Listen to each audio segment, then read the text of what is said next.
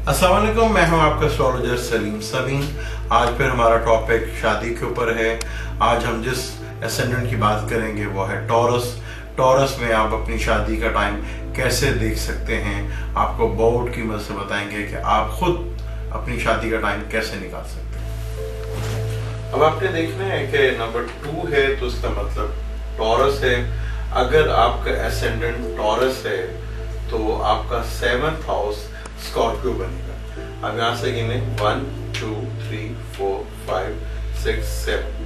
7th house जो है वो स्कॉर्पियो, जहाँ पे लिखा हुआ है हाउस ऑफ मैरिज और मार्स।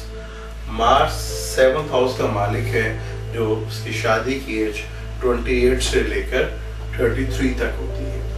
अब आप टॉरस असेंडेंट में आपकी शादी की एज जो है वो 28 से लेकर 33 हो सकती है। अगर इन पीरियड में आपकी शादी नहीं होती तो आप अपने किसी भी एस्ट्रोलॉजिस्ट से हेल्प ले सकते हैं, उससे पूछ सकते हैं कि मुझे बताएं आप मेरी शादी इस एज में क्यों नहीं हो रही। कुछ वजह मैं अभी आपको बता सकता हूं जो आप खुद जज कर सकते हैं कि क्या आपके साथ ऐसा मसला तो नहीं है जिसमें से शादी डिले हो रही है।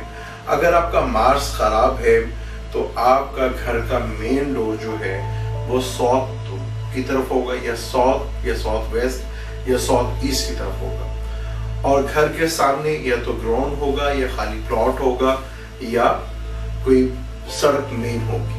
अगर ये ऐसी चीजें हैं तो आपका मार्स खराब है। और एक बहुत बड़ी प्रॉब्लम आपको होती है, जब भी घर में कोई फंक्शन या कोई शादी या कोई पार्टी होगा तो बिला वजह ही लड़ाई झगड़ा शुरू हो जाएगा। और अगर छोटे बहन भाई हैं तो उनके साथ कभी आपकी बनेगी नहीं, टेंशन लड़ाई झगड़े रहेंगे, नहीं तो भाई के साथ एक्सीडेंट के हालात पैदा होते रहेंगे। मेरा पेज है सलीम समीन एस्ट्रोलॉजर, उसे लाइक कीजिएगा, कमेंट्स कीजिएगा, मुझे आपके कमेंट्स का इंतजार रहेगा। मुझे इजाजत दें, अल्लाह हाफिज।